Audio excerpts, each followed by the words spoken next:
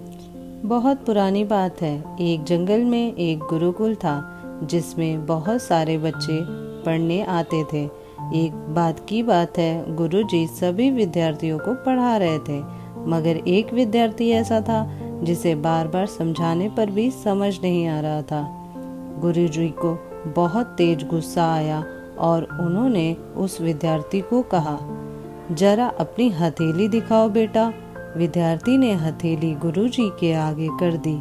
हथेली देखकर गुरुजी ने बोला, बेटा तुम घर चले जाओ, आश्रम में रह के अपना समय व्यर्थ मत करो, तुम्हारे भाग्य में विद्या नहीं है। शिष्य ने पूछा, क्यों गुरुजी? गुरुजी ने कहा, तुम्हारे हाथ में विद्या की रेखा ही नहीं है। गुरुजी ने एक होशियार विद्यार्थी की हथेली उसे दिखाते हुए कहा, यह देखो, ये है विद्या की रेखा, तुम्हारे हाथ में नहीं है, इसलिए तुम अपना समय नष्ट ना करो और घर चले जाओ और वहाँ अपना कोई काम देख लो।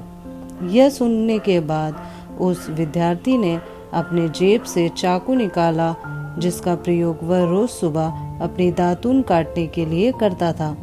उस चाकू से अपने हाथ में एक गहरी लकीर बना दी। हाथ से खून बहने लगा। तब वह गुरुजी से बोला, मैंने अपने हाथ में विद्या की रेखा बना ली है गुरुजी। यह देखकर गुरुजी द्रवित हो गए और उन्होंने विद्यार्थी को गले से लगा लिया। गुरुजी ने बोला, बेटा तुम्हें विद्या सीखने से कोई ताकत नहीं रोक सकती। दृढ़ निश्चय और परिश्रम हाथ की रेखाओं को ही बदल देती है। दोस्तों, वह विद्यार्थी आगे चलकर महर्षि परिणिनि के नाम से प्रसिद्ध हुए हैं, जिनसे विश्व प्रसिद्ध व्याकरण अष्टाध्यायी की रचना की है। इतनी सदियों बीत जाने के बाद भी आज 2700 वर्ष बाद भी विश्व की किसी भी भाषा में ऐसा उत्कृष्ट और पूर्ण व्याख्या का ग्रंथ अब तक नहीं बना।